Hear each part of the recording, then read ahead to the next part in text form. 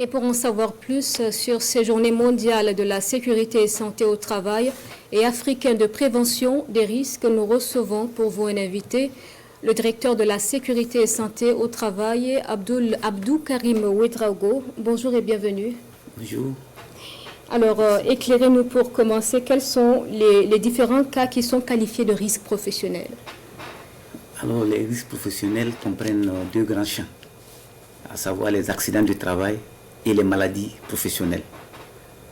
Alors, par accident de travail, il faut entendre par là, selon les lois en vigueur dans notre pays, alors l'accident survenu, quelle qu'en soit la cause, par le fait ou à l'occasion du travail, à toute personne salariée ou travaillant à quelque titre ou à quelque lieu que ce soit pour un ou plusieurs employeurs. Ça, c'est le premier aspect de la définition. Deuxièmement aussi, c'est l'accident survenu sur le trajet d'aller et de retour. Dans la mesure où ce trajet-là n'a pas été interrompu ou détourné pour un motif dicté par l'intérêt personnel et étranger aux nécessités de la vie courante et indifférente de l'emploi.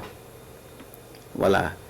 Et c'est aussi entre le domicile principal ou le domicile secondaire ou tout autre lieu où le travailleur se rend de façon habituelle et que ce lieu-là présente un caractère de stabilité.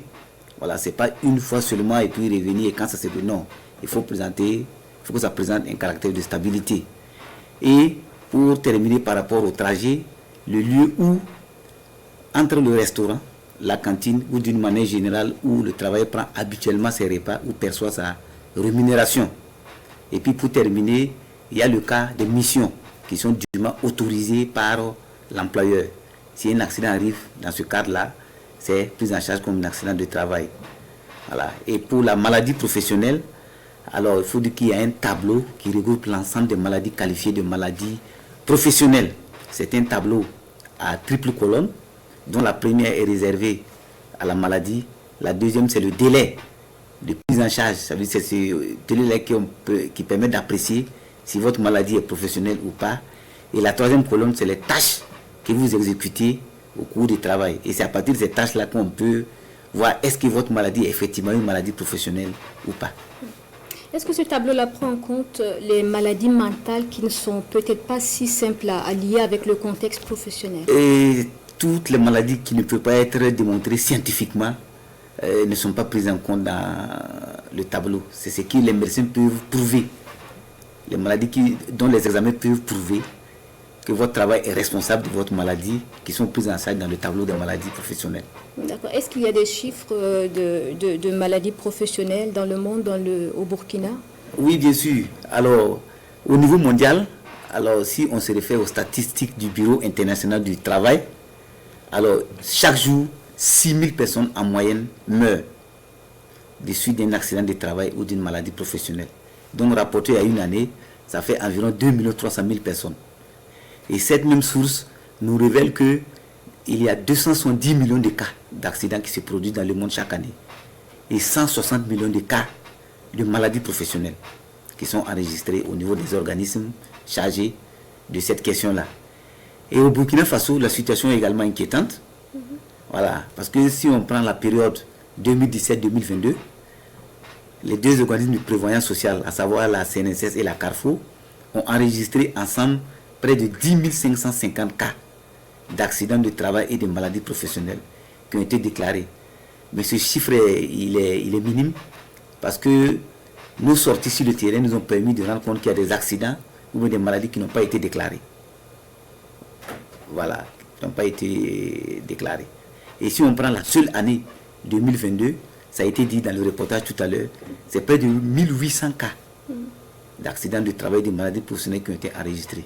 C'est que nous estimons que c'est vraiment énorme pour un pays comme le Burkina Faso.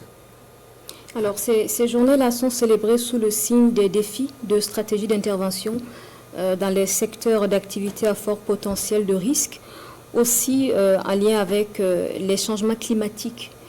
Quels sont les enjeux qui sont mis en lumière à travers Alors il faut dire qu'il y a plusieurs enjeux par rapport à l'organisation même de ces journées-là.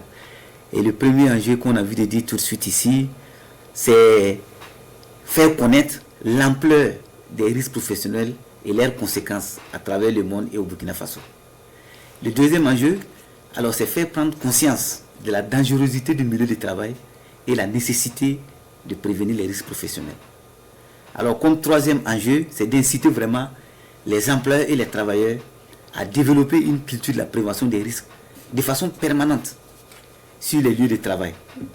Et comme quatrième enjeu, nous pouvons citer le renforcement de la concertation entre les acteurs pour avoir des résultats plus probants en matière de prévention des risques professionnels.